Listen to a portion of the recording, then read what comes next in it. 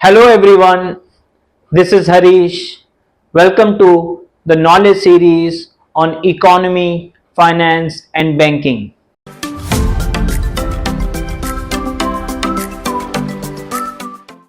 Welcome back to the knowledge series. There is a lot of buzz around cryptocurrencies.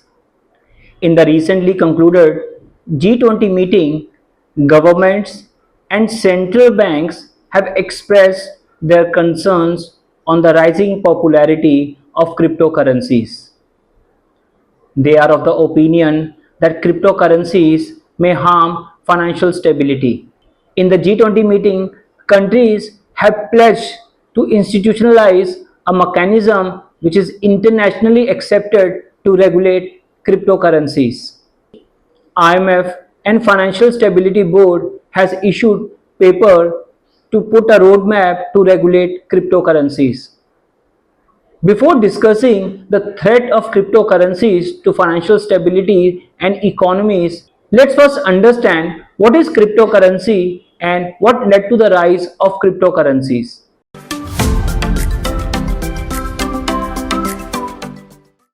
So now let's understand what is cryptocurrency.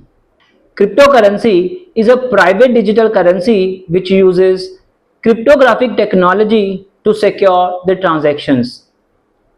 It is a digital payment system which uses peer-to-peer network to make and receive payment without intermediation of banks. This payment network is not controlled and managed by the central banks. So what we infer from this?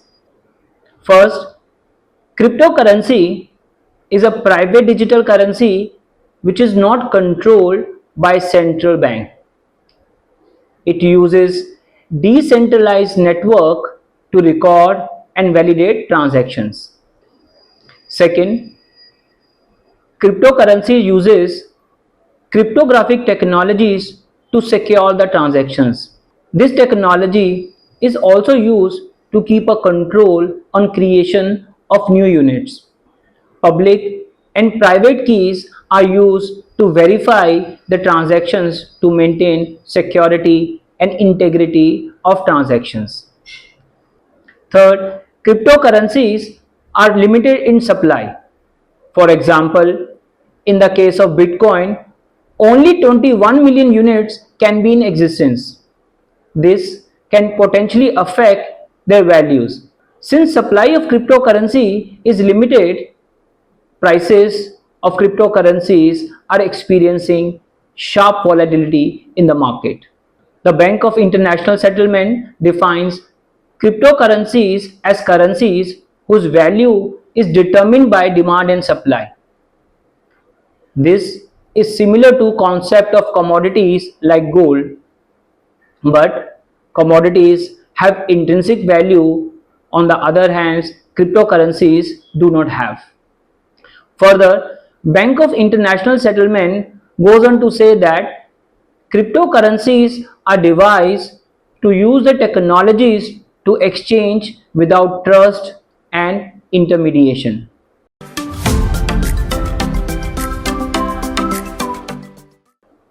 Cryptocurrencies as another asset class and an alternative to gold.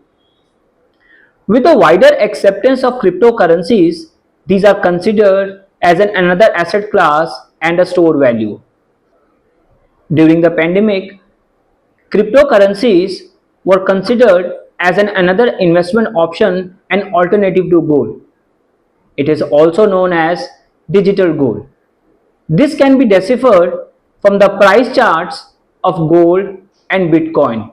In the recent past, whenever there are crisis situations, we have seen prices of Bitcoin has followed the uptick in the gold prices.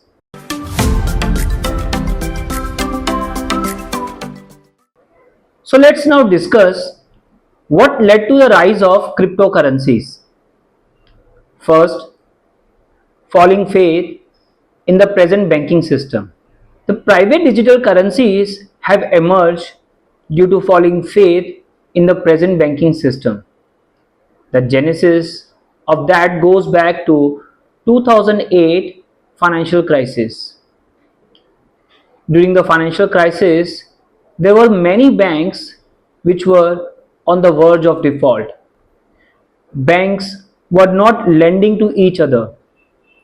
The credit crisis of 2008 turned into confidence crisis.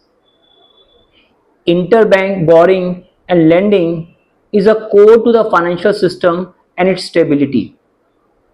Central banks have intervened in the market and bailed out banks and restored confidence in the market, but the faith in the banking system has been shaken. Many libertarians are of the opinion that government should not be in the business of managing money. Money should be managed by the people themselves. This has led to the start of cryptocurrencies, a decentralized parallel monetary mechanism which is not controlled by the central banks. The aim of this mechanism is to compete with the central bank money. Second, erosion in economic value of currency. Some people believe that economic value of developed market currencies should be much lower than what it is perceived. It is not reflecting its true economic health. Further, they are of the opinion that central banks, especially developed market central banks, are using their dominant market position to follow loose monetary policies which are eroding economic value of currencies. For example, value of 1 US dollar in 1982 has reduced to 30 cents in 2022. They are of the opinion that following such loose monetary policies is eroding economic value of currencies, hence not fulfilling one of the primary function of store value of currencies. Third, creating asset bubbles. Some people believe that loose monetary policies followed by central banks on the name of stimulating growth are actually creating asset bubbles. It is not creating real growth in the economic activities, rather stimulating a real economy. The loose monetary policies led to the rise in equity market as well as the asset prices. Hence, it is creating asset bubbles in the economy. If you look at US economy over the period, the growth of US economy is somewhere around 2%.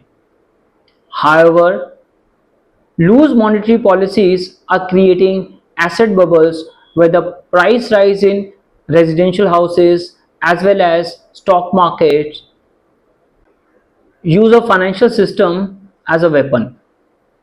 Present financial systems are used as a weapon to put restrictions on people and countries to achieve political objectives. In the very recently, we have seen such sanctions has been imposed on many countries. These sanctions are intended to curb their economic activities and cripple economies. This has led to the rise of an alternative payment mechanism to avoid such restrictions on payment system. Cryptocurrencies offers a lot of efficiency gains. So let's discuss about these efficiency gains. First, cheaper and fast execution of cross-border payments. Under present financial system, cross-border payments takes a lot of time. Sometimes delay could be from 3 to 4 days or even more. Present financial system uses correspondent banking mechanism which involves multiple parties. Hence, there is a delay in settlement. On the other hand, in cryptocurrencies, there is no intermediaries involved. Payment happens directly and instantaneously. It saves lot of cost for the user. Second, transaction speed. Since there is no intermediary involved, transactions are executed instantaneously. Though for small value transactions, there are fast payment systems developed by central banks. But for large value transactions, sometimes delay happens. On the other hand, cryptocurrencies, since there is no intermediaries involved, the payment execution happens immediately. Third, no government controls. Cryptocurrencies are not controlled by the governments. Hence, it defies government restrictions regarding payments and also saves lot of compliance cost, store value. Cryptocurrencies are not bound by the geographical barriers of a country and it can be accessed from anywhere in the world.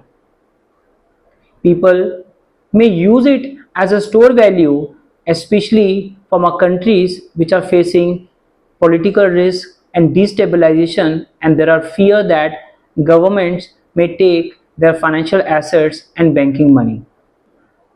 Safe and secure. Cryptocurrencies are using cryptographic technologies to secure the transactions which make it impossible to double spend and counterfeit. Each transaction is recorded and validated by decentralized node, hence make it impossible for one person to control over entire payment system. Further, no one can access to the funds without having access to the private key. So here we wrap our discussion. Thank you for watching the video. If you like the video, please subscribe to the channel. We'll come up with the more videos on the subject. We'll see you with a new video. Till then, bye bye.